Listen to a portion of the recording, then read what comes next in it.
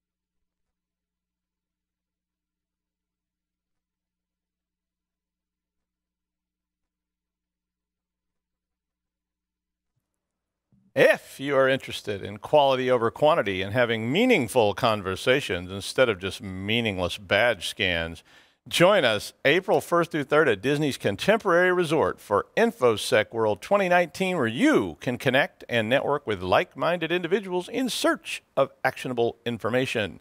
Use the registration code OS19-SECWeek for 15% off the main conference or World Pass. You won't regret it because it's lots of fun, and it's at Disney, so you can even do that if you want to.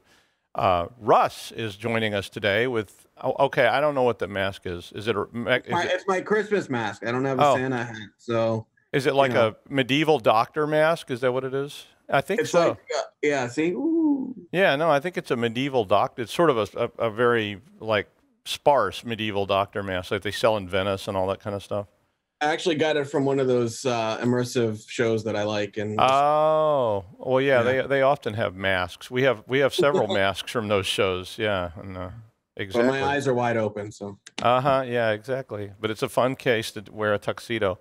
So yeah. So this was Russ's idea about a show, to do a show about gifts that you could give somebody. So we each made a list of different things that we thought were exciting, and that maybe we either have or would like to have or would probably give someone.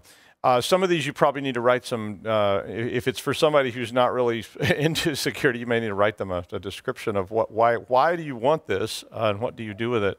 But so my we can alternate if you want to. But my very first gift that I put on my list, I just sat and thought, what would I give someone? Was a YubiKey. One of the reasons I put down YubiKeys was because we constantly see the need for two-factor authentication. I was just working on an actual police case. I got to do this really cool thing where I got to interview like a person in leg irons and all this stuff, and The whole case really had involvement with the fact that people were not using two-factor authentication. And I immediately started thinking, well, what would be the easiest thing to give someone so they could do that? Now, I mean, we've talked about two-factor authentication on the show a lot, and you can certainly do it with your phone or with some other device, but YubiKeys are not that expensive. They're just a little USB key you can carry around with you, and you can plug it in wherever you go. And I put the link to the site on there. I don't know, Russ, do you have a thought about that one? No, I think the two-factor device is a great idea. And YubiKey I've heard a lot of good things about. So, I think that's a good one. Good suggestion. Yeah, so if you have a YubiKey, then and you can enable that on lots and lots of different sites, including LastPass and Facebook and all those kind of things. And then the YubiKey basically acts as the second piece of encryption, so that when you log in with your password, unless you have that other piece of encryption. Now, the downside to things like YubiKeys in my book are, one, if you get them screwed up. One of the things, if you watch our show about YubiKey, about two-factor, be sure you have a backup plan. So what happens when you lose your YubiKey or your YubiKey fails or whatever? So always be sure you have some kind of mechanism to get back in. But they're really, really handy things. I have one. I use it, and they're really tiny, so you can carry them around on your keychain or whatever. I don't like it on my keychain because then I don't want to plug my keys and leave them in a computer somewhere. And be careful that you don't lose it. What was your first one? Yeah, so I'm actually switching the list around for continuity's sake. So with the YubiKey, you talked about, it's detrimental losing it, right? Because then you have a problem. So one of the devices that I suggest and that I use myself is this thing called Tile, Tile. Yeah. And there are other types of devices like it. I think Tile is the one I've had the most experience with, and it works well. And what Tile is it's a little square device. They come in two different sizes, but the one is maybe double size postage stamp.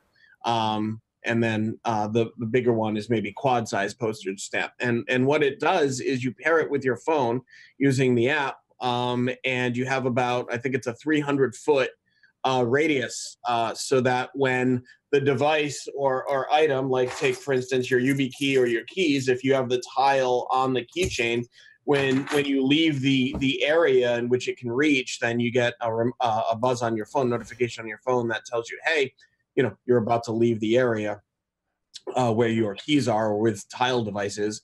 Make sure you have them. Another thing that it does too is, I don't know about you, but I lose things a lot, and so do people in my life. And the Tile device has an audible alert on it. So if you misplace your keys or your YubiKey, or whatever it's attached to, you can hit a button on the app on the phone, and it will play an audible alert. Some of the one of the drawbacks to the non-pro device is that the alert is not very loud, but you can upgrade to the pro device, and it has a very, very loud audible alert, and it works well. And I've used these Tile devices on things like my cell phone, my keys, my car key, and luggage. Believe it or not, because I do a lot of traveling, and I want to make sure that my luggage is always around me, or my camera bag too. So those types of things, and you can either fix it through a little hole or a keychain, or you can just bury it in a bag or in the pocket of somebody. That's my number one. No, I like those. We have them. I got one recently for someone. I like them. There's a couple things. Yeah, one of the things that you mentioned I didn't like about Tiles was when I had one, I actually couldn't hear it. So if I was playing the little tune saying where are my keys, I couldn't hear it. I could hear it, but I never could. My hearing was bad enough that I could just hear it. I couldn't tell where it was coming from, and it was really frustrating. But the new one's loud, and I can hear it. The other thing you can do with it is you can also find your phone with it. If you have the Tile and you push the button on the Tile, it sets off your phone, so you can find your phone. I just did that actually on the way over here because I left my phone somewhere, and I was seeing if it was in the car, but I don't know where it is. But the other one that Tile does that's kind of interesting is other Tile users can detect tiles that are near them. And you'll see, like, it'll say someone detected your tile, here. I agree with that. I think that's a great gadget to hand somebody. The security risk is very minimal with it. It is a way to find things if you've lost them, if you leave your keys, your wallet, luggage. I haven't done one with luggage, but that's not a bad idea. We know some people that got their luggage grabbed on a plane recently and they took off with it. Okay, so my second one was an interesting gadget that I like a lot, and I started thinking about this a few years ago. If you've ever gone to a dressing room or a hotel room or a public bath, or I know Russ likes to go to those, those I love public baths, public especially bathhouses in in the Middle East or whatever. But I saw those videos from the pyramid, by the way, and I can't rule out that that was you there, but I'm not going to tell any. I'll leave it between you. But what happens at the pyramid stays at the pyramid. Yeah. But mine was an RF detector. And an RF detector is a little gadget you can purchase for anywhere from, and they range in price from $20 to hundreds of dollars to thousands of dollars. You don't really fancy ones. But this is those things you see in movies and stuff where they come in and they sweep for bugs. So the low-end ones I would not start putting into the category of sweeping for bugs. But what they do is they detect RF signals. So this would be any kind of Wi-Fi signal or Bluetooth signal in the general area around you. So if you flip this thing on, it will light up if there are RF signals around you. And now that it will detect your phone. It may detect other tiles that you have or anything like that, but you can walk towards them and it gets a stronger signal as you get. You can put it right next to it and say, well, that's that thing. So I'm gonna say, what's over here?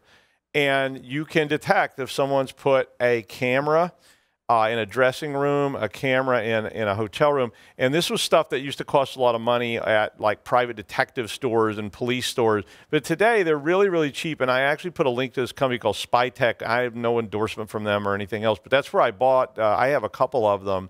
And we use them for private investigation stuff because you get a lot of calls of private investigator and people saying I'm being bugged. My ex is bugging me, my spouse is bugging me, or someone's bugging me. Usually it's not true, but it is a really good way to walk through the scene and say, okay, yeah, look, there's a camera right here. Oh, wow, look at this. There's somebody's tucked a little buttonhole camera, one of those little cameras you drill a hole in the wall kind of thing, and put that in place. And there have been a lot of cases of those being put in bathrooms, dressing rooms, public baths, public changing rooms, and all this kind of, and hotel rooms. So it's really, I saw several cases where people had done this to hotel rooms. And in my case, I was like, hey, here it is, baby. I hope you enjoyed that. But not everybody is as comfortable with that sort of public nudity as I am. Russ, however, with the pyramids has obviously demonstrated he doesn't care. So, do you have any comments about the RF? Yeah. The RF, I think, is probably of all the things on your list, Doug, that's my favorite because I travel, as I said, and one of my favorite travel sites is using Airbnb or something like that. Now, if any of you are voracious readers of internet materials like I am, you'll know that recently in the media there have been sort of an uptick in the number of surveillance devices that have been found at people's homes who use Airbnb. So I don't think it has anything to do with Airbnb specifically. It just has to do with some of the people that are on there. So it became such a problem that they had to update their TOS and end user agreement contracts and with people who are hosting on homes and stuff like that. So this device, again, favorite. I personally don't care. I mean, go ahead, free show. But you'd want to change the channel. So well, and the other use for these is in pen tests, and certainly we used to use them a long time ago, and we had a pretty expensive one when I was a pen tester, looking for Wi-Fi nodes to see if there were stray Wi-Fi nodes around that were not broadcasting their IDs, so that the SSID doesn't have to be broadcast, and people do set those up, and then if you know about them, you can connect. And we were using them for that purpose as well.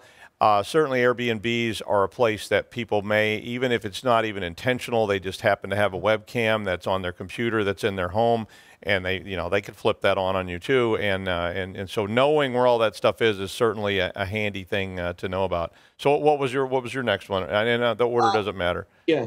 My next one, Doug, is pretty straightforward and simple, but it's something that not many people often think about, especially on consumer end, and it's a basic shredder. And again, simple, but it's not something that we often think about. And there are different types of shredders on the market. I went with one I put in the show notes. It's just an Amazon Basic. It's a middle ranging in terms of cost device.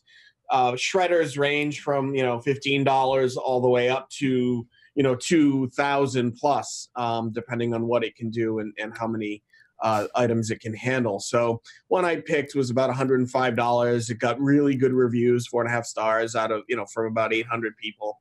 And this particular shredder, which does cross shredding, so it's not basically just sheets of longitudinally cut paper. But it's also it does cross sections too, so you get tiny little squares, and putting those things back together is going to be a real pain, even for the people that are are the most meticulous with this kind of stuff. So this one, it also does. It's not just paper you have to worry about shredding, but credit cards, old junk IDs, licenses, things like that, and you can't just. I mean, you could melt them, but that's not necessarily good for the environment. So you want to do something in a more environmentally friendly way. And so this particular shredder is a good idea. It also does optical discs as well, DVD, Wow. CD. Yeah, that's pretty common, I think, actually, with them now. But yeah, I'm a big fan of shredders. One thing to comment about shredders, get one that will do what you need to do. If all you ever do is shred little single sheets of an invoice or little single sheets that come with a package that you bought, cool. You don't need much. If you regularly shred academic articles or contracts or you'll see these industrial kind of shredders. Like we used to have one at one of the schools I worked at. That the thing was terrifying. It was like if Stephen King wrote a novel about shredders, this would have been the shredder in there. You could literally just take like a stack of paper and throw it into this hopper, and it was just like poof. At the Federal Reserve Bank where I worked, they had this thing that was these whirling razor blades that cash was tossed into, and it just went into like confetti. It was the most terrifying thing. And then it fell into an incinerator. They were really paranoid. And it was splashed with purple ink first. So it went down, they sprayed it with purple ink, then it went into this like whirling blade, then it fell into an incinerator. It was like absolutely nuts.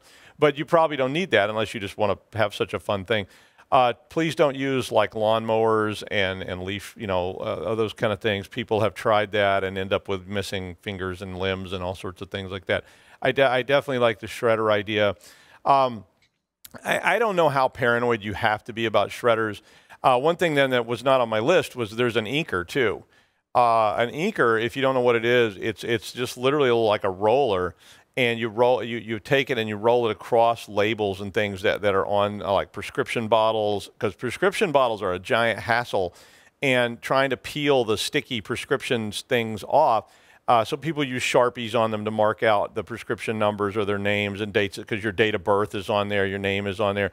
But you can buy these little inkers that cost like $9, and you just run them across labels, and they actually put like a redaction. And that's what they're used for. So if you're searching for that, I didn't put that in the show notes, but if you're searching for that, look up redaction devices, and you'll find all those kind of things. So they use them a lot in government to redact information, and legal firms use them too. They're not very expensive, and you can get one, and they're pretty handy things for that. I have one of those for like any kind of bottles or labels or whatever you want to black out. And I'm not super paranoid about it either, so you can go through my trash. It's really exciting, let me tell you. Amazon. Yeah. Okay, so my next one then, and I think Russ had this one on his list as well, was a VPN subscription. If you got somebody that you want to buy a VPN subscription for, that's a nice thing to do. We always advocate that you put VPNs on your phone, that you put VPNs on whatever devices that you're using for any kind of public Wi-Fi connections. And anymore, I'm just going to warn you that you're constantly using Wi-Fi that is changing.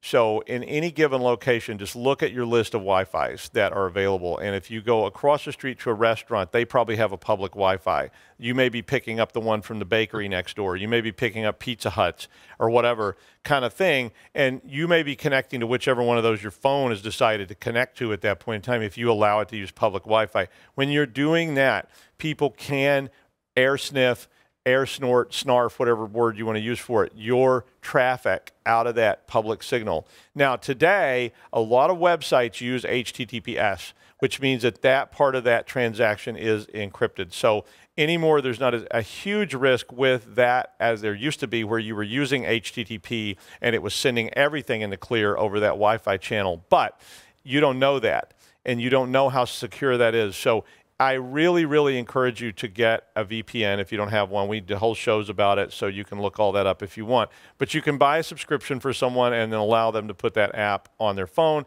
and that's going to let them encrypt all the traffic that they're using on Wi-Fi. I put Hide My Ass on there. That's the one that I use. I don't know that it's any better than or worse than other ones. Some people like it. Some people don't like it. There's about 5,000 of them. I don't necessarily trust ones that were made in China by Chinese companies that are routing through Chinese routers. But I don't actually know that the one I'm using isn't either. And like I say, you can research, depending on your worry, you can research that. I'm mostly worried about somebody intercepting the signal that was coming from my phone, not that the Chinese government is trying to spy on me, because I figure they already are, because, you know, who wouldn't? But then they've got that camera in my house anyway. Anything on that one, Russ? Yeah, the one I liked the most, even though it was the one that seemed to focus heavily on sponsorship with ads on various search engines, was the ExpressVPN. And even though it only got a 3.5 star rating out of 5, what I did like about it is for someone like myself who has multiple devices, this particular 1-year subscription it was about $100, allowed you to use 3 simultaneous devices, and it covered Windows, Mac, iPhone, Android, Windows Phone, imagine, and also they had some custom firmware that you could, or apps that you could download and install onto various routers too. So yeah, I have 3 actually on my phone. I have Hide My Ass, I have ExpressVPN, and I have VPN Masters. So I have all of those, and they work at different levels in different places. I used them a lot in China for no other reason than we wanted to watch Netflix, and Netflix was blocked in China, so we were using a VPN to connect to London.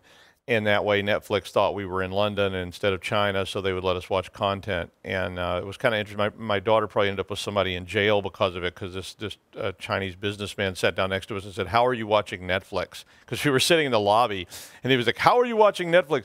And my daughter went, "Oh, we're using a VPN to disguise ourselves as being from London." And the guy was like, "How do you do that?" And so she told him, and and he's probably in jail somewhere, but because there's a lot of questions about the legality of that. So if you are doing that kind of stuff, you might want to check the legality of it in your current locale. But in the United States, you can use VPN, except on certain campuses where they block VPN for some strange reason. But I've been having that conversation. What was your next one, Russ? Or did you have VPN too? I had VPN too, so that was kind of a good suggestion. Okay, so that could be in the middle. Well, my next one then, this one's a little questionable, and I'm going to caution you about it. Was Lockpicks. Tool, TOOL.us, is a open source lock picking community.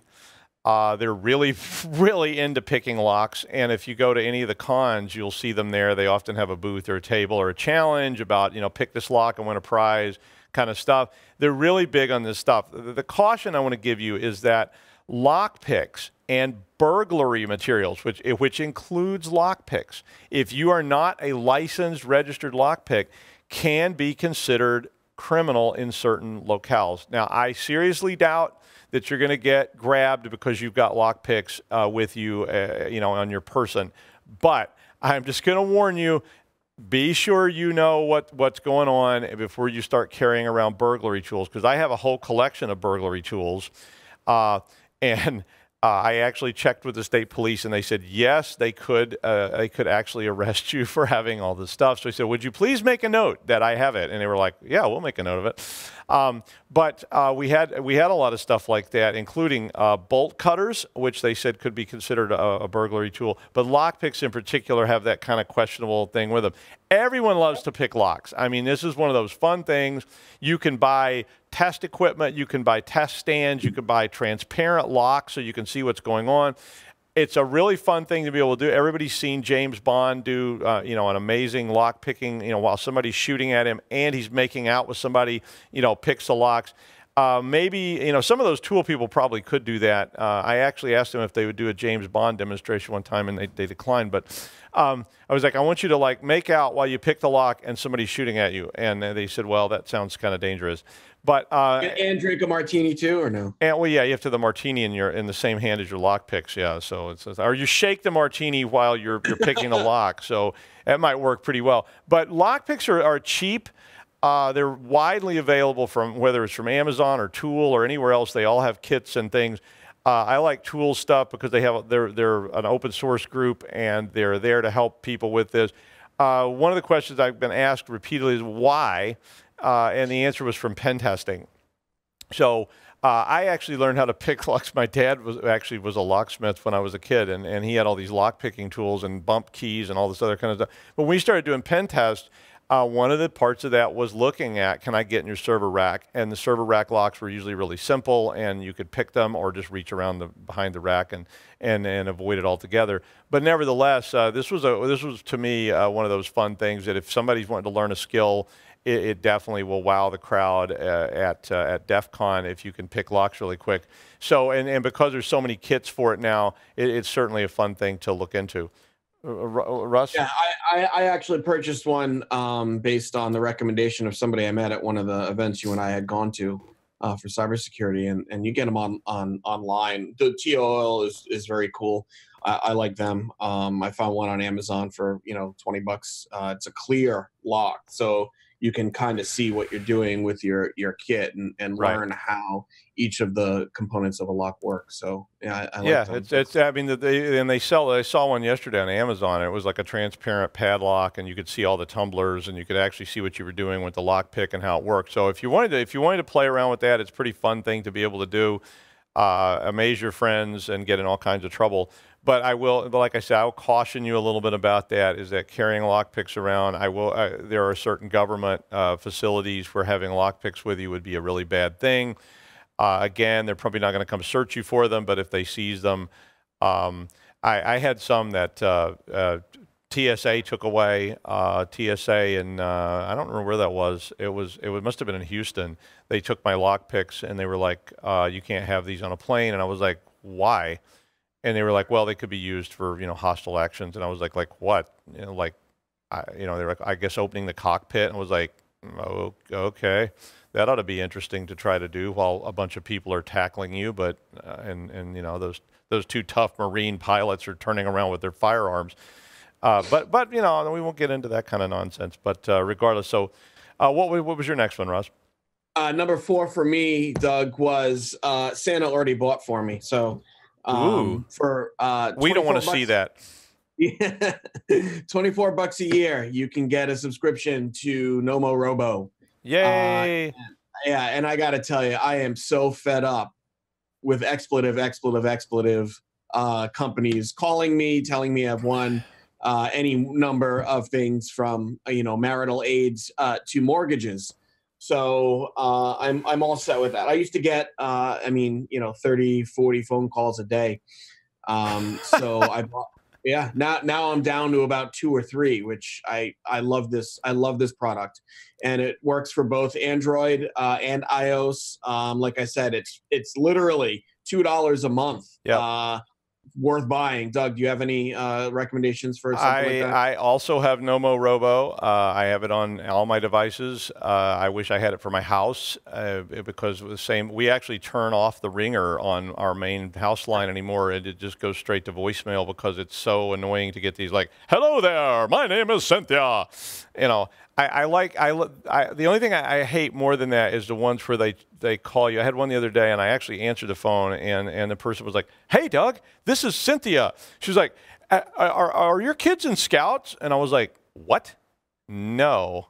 And she's like, "Oh, just kidding. Listen, let me ask you a question. Have you ever considered, And I was like, "I hope you die," and hung up on it. That made me really mad. But yeah, the robocalls are crazy. I was getting some of the same robo dials, like 15 times a day. just over and over and over again. I can't believe that actually works. You know, I mean, it must, because they wouldn't spend the tiny amount of money it costs to do it. But apparently somebody listens to those things and responds, because they're just incredibly annoying to me. And so yeah, Nomo Robo works. I also have tried Robo Killer, which I don't know that it's really that different. They're very similar products, and I had similar results from both of them. I think I ended up using Nomo Robo because it was cheaper. They're both very cheap. It's a really nice gift for somebody. It's even a nice gift for yourself if you're sick of, and that's a big call that we get all the time. Was how do I stop all the robocalls? And I'm like, if you figure out a way to do it, you should do it, patent it, and please donate money to my program, because we could use a new building, and you will be able to do that if you have a great product to stop robocalls. Well, the good news is there is some end in sight where we as consumers won't necessarily be responsible for things that are outside of our control. In that Ajit Pat, for the chairman of the FCC, has been charging companies now like Verizon, Comcast, and Clear Channel, or whomever else is out there, telecom providers, that by 2020 they have to significantly cut down, and I'm sure that qualitative term significantly has been quantified. They have to significantly cut down on the amount of robocalls that are being done to consumers. So that's one good thing that's come out of his tenure at FCC. So, well, we'll see if that holds up. He's certainly been one of those people that seems to be in the pocket of big business, and so I'm sure after a few more lobbying sessions and large donations that that may. Well, I shouldn't get in. I'm not going to get into that, but regardless, yeah, I mean, this is one of those very frustrating things that's been around for a long time. Certainly, just even solicitation calls. There is, I mean, if you don't know this, there is a federal do not call list that you can put your phone number on that is effective. It only works for stuff. If you've donated money to them, they can call you. Political campaigns can call you. But like I say, we just roll that main number that we make public onto voicemail. So if you want to leave me a message, feel free. And a lot of the robots do that now. They leave messages on your machine, but we just ignore them. So eventually, I'm just going to never listen to that line at all. All right. So the big final was search and training. If you got somebody special in your life and you want to give them something really nice, how about a certification? A lot of certifications and training programs are extremely expensive. So, you can spend $5,000 a week on training. But there are a lot of certifications that are not so expensive, like the CompTIA ones, that are, you see a lot of job ads that say A+, S+, N+ kind of stuff. Those certs to take the test cost, $300. And I mean, and that's not an outrageous gift to give someone as a certificate. And you can buy like gift certificates and things for all these like training programs, so they can then take it and use it however they want. I like that. If you really need something to spend, or if you want to buy me a cert, feel free. Certs don't necessarily last longer than diamonds, which are really just crushed coal dug out of the ground that somebody convinced you was worth something. But certs actually have a resale value. Diamonds, pretty much they don't. They tell you they do, but they really go try to sell a diamond sometime and watch how much fun it is. But certs are really nice, and there's a lot of free study courses. So if you want to bundle it up with Cybersecurity or something like that, and say, look, you can study for that. Free CCNA has all the CCNA material for Cisco. So if you want to pay somebody, pay for somebody's $200, $300 Cisco cert, and say, hey, why don't hint, maybe you should get a job, honey. Not that my wife ever says that to me, but. Yeah, right. Especially when she sees those nude pyramid photos. But nevertheless,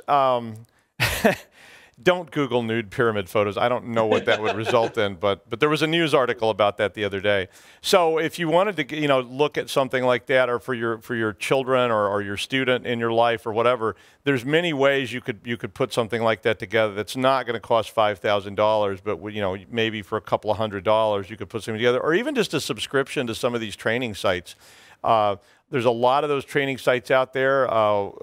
Quick Start, to plug one of our sponsors, Quick Start has a very, very reasonable subscription rate. And if you wanted to give your student in your life or your significant other or somebody you just like a lot, They have a basic subscription to Quick Start for $15 a month. I mean, so that's just not a huge amount of money for like a gift for somebody that you're close to.